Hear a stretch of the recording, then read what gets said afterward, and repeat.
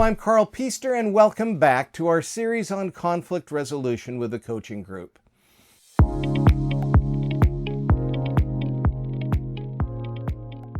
Over the years, I've coached leaders through countless difficult conversations. One of the comments that I hear more than almost any other is this: we're talking, but it feels like we're not hearing each other. If you ever walked away from a conversation feeling frustrated because you repeated yourself 3 or 4 times and the other person still didn't seem to understand, well, take heart, you're not alone.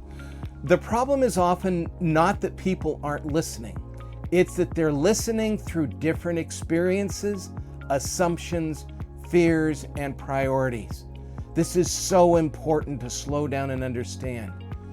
They are listening through their filters, and that filter comes from having different experiences in the past, assuming things that are untrue, but they're assuming them, something they're scared of, and priorities. And if what you're saying isn't a priority, don't expect deep listening. The very same words can mean very different things to different people. When you're trying to explain your position, the other person may already be thinking about how they're going to respond. They may be filtering your words through a past experience. In fact, chances are they're doing that, almost guaranteed. They may even be hearing criticism when you intended concern. That's why simply repeating yourself rarely solves the problem. I was in one situation once where there was a language barrier, and to see very educated people just speaking louder, thinking that that would somehow get the message through, is just an excellent example of how disconnected sometimes we are with how communication actually works. Again, simply repeating yourself rarely solves a problem. Instead, a couple of suggestions. Slow the conversation down. Rather than saying, "That's not what I said," try this. Try asking, "Can you tell me what you heard me say?" Now watch your voice tone there. "Can you tell me what you heard me say?" is not going to build any bridges. But slowing down, "Jane, I feel like I'm missing. Can you tell me what you heard me say so that I make sure I'm coming across in a way you can hear me?" That's a bridge builder. That question is remarkably powerful. It helps uncover misunderstandings before they become bigger conflicts.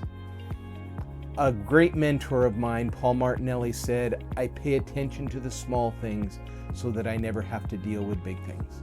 Think about that. Then do the same for them. Ask them to explain their perspective, and before offering your response, summarize what you heard. Something as simple as, "Jane, I don't want to sound redundant here. I want to make sure I nailed what you said. So what I heard you say is this, this, and this. Did I get that right?" And so it's very vulnerable, but people really respond well to that. You don't have to agree. You don't have to surrender your position. Simply demonstrate that you understand their position. People become much more willing to hear your perspective once they believe you've generally heard theirs. In fact, I would say that they never care about your position until they know that you've understood theirs. Just accept that as a fact. Communication isn't measured by what we say. It's measured by what the other person understands. It isn't measured by what we say. It's measured by what the other person understands. That's a really important point that we overlook way too much. And I hear "Well, Karl, I told them." Well, you told them in the hallway on a Monday morning when they were headed to a meeting, and you did not read the room, you didn't see their nonverbal, but you're trying to convince me that you told them and they heard, and so then it's their responsibility? No.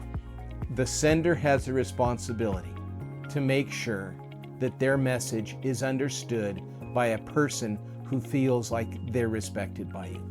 Just accept it again as something you need to do, and you will see astronomically fast progress.